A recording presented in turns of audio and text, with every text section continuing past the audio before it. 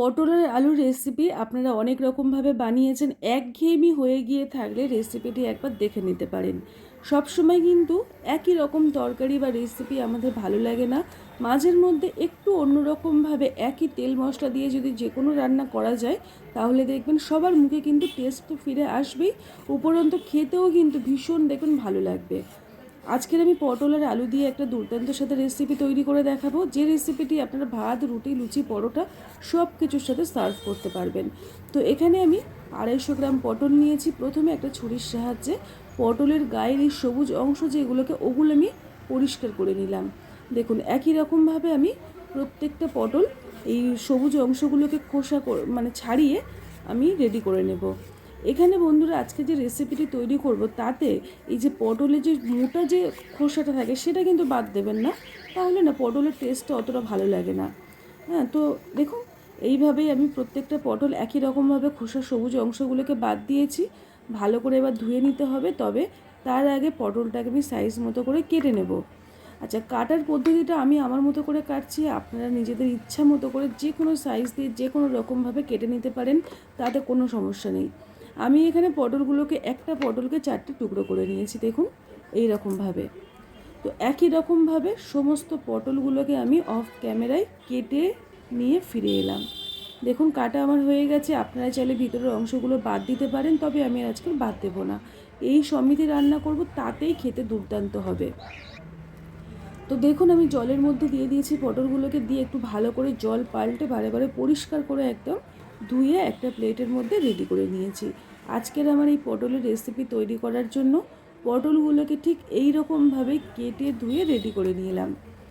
আর এর সাথে আলু ব্যবহার করব, তবে আলুটাকে আমি সিদ্ধ করে নিয়েছি। সিদ্ধ করে যে কোনো রান্না করলে দেখেছি তার টেস্টটা দারুণ আসে বন্ধুরা।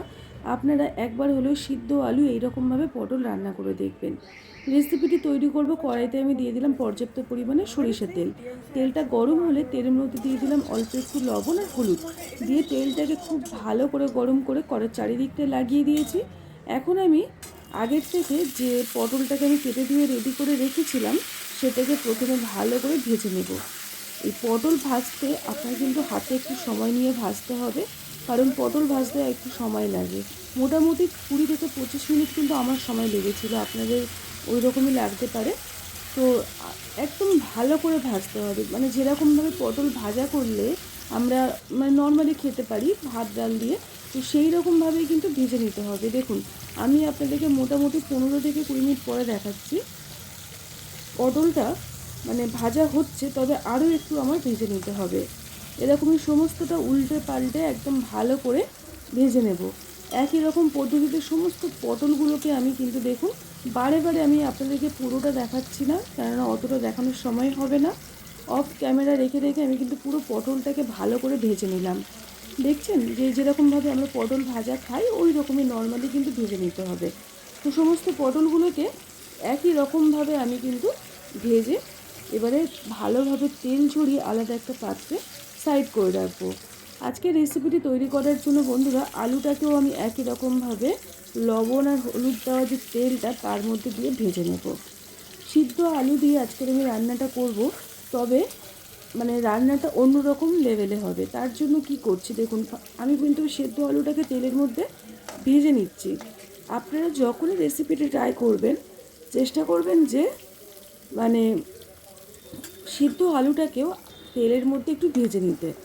এই দেখুন সমস্ত আলুগুলোকে একই রকমভাবে ভেজে আমি তেল ঝরিয়ে তুলে আলাদা একটা পাত্রে রেখে দিচ্ছি। এখন কড়াইটা একটু আমি পরিষ্কার করে নেব। দেখুন পটল আর আলু ভাজা হয়ে গেছে, একই সাথে আমি তুলে রেখে দিলাম। কড়াইটাকে একটু পরিষ্কার করে নেব, কারণ এই যে ভাজাভুজি করেছি কড়াইটা একদম হয়ে গেছে। যতটুকু তেল কড়াইয়ের মধ্যে রয়েছে তার মধ্যে ফোড়নে সাদা জিরে, তেজপাতা, শুকনো লঙ্কা দিলাম, দিয়ে একটু ভালো করে ফোড়নটাকে কয়েক সেকেন্ড ভেজে নেব। ফোড়ন থেকে যখনই দেখবেন খুব সুন্দর একটা গন্ধ বেরোবে, তারপরে আমি এখানে একটু চিনি অ্যাড করলাম, যাতে করে এই যে রান্নাটার কালারটা একদম পারফেক্ট আসে। চিনিটাকে একটু তেলের মধ্যে ভাজা করে নিয়ে আমি এখানে দিয়ে দিলাম একটা বড় সাইজের পেঁয়াজ, ছোট্ট ছোট্ট করে মিহি করে কুচিয়ে নিয়েছি। এতে করে কি হয়, রান্নার গ্রেভিটা খুব সুন্দর আসবে। আমি এখানে আমিষ পদ্ধতিতে রান্নাটা করছি, পেঁয়াজ আর রসুন ব্যবহার করছি। আপনারা চাইলে পেঁয়াজ রসুন ছাড়া নিরামিষ পদ্ধতিতেও কিন্তু রান্নাটা করতে পারেন। তবে আদা জিরে বাটা আপনাকে দিতে হবে, পারলে একটু বাদাম আর একটু অল্প করে পোস্ত বেটে রান্নাটা করতে পারেন। আমি এখানে ছোট্ট একটা টমেটো অ্যাড করেছিলাম, অল্প একটু লবণ দিয়ে খুব ভালো করে ভেজে নিলাম। তারপরে আমি এখানে দিয়ে দিলাম আদা আর রসুন বাটা, 1 চামচ পরিমাণে আদা রসুন বাটা দিয়ে দিয়েছি।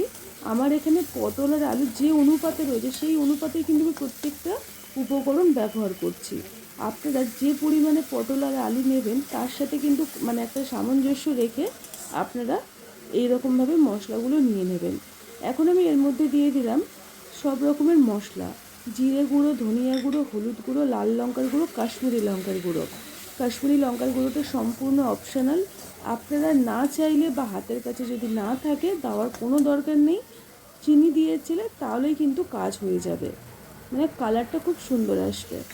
এখন আমি অল্প একটু জল দিয়ে মশলাটাকে কষিয়ে নেব, যাতে করে মশলাটা খুব ভালোভাবে কষানো হয়, মশলার থেকে তেলটা আলাদা হয়ে যায়।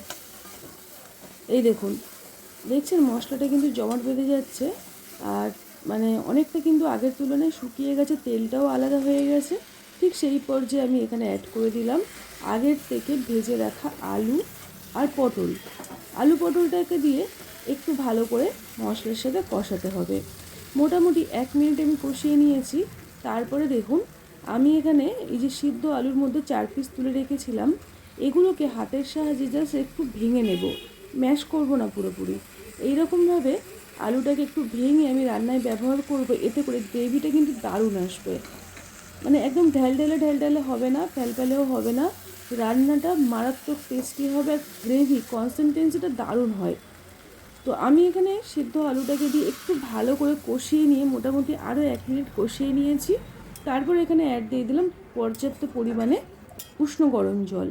এই রান্নাতে খুব একটা বেশি জলের প্রয়োজন পড়বে না, মোটামুটি 1 থেকে 1.5 কাপ জল আমি এখানে দিয়েছি। তারপর স্বাদ মতো লবণ দিয়ে ঠিক 3 থেকে 4 মিনিট কম আঁচে ফুটিয়ে নিয়েছিলাম।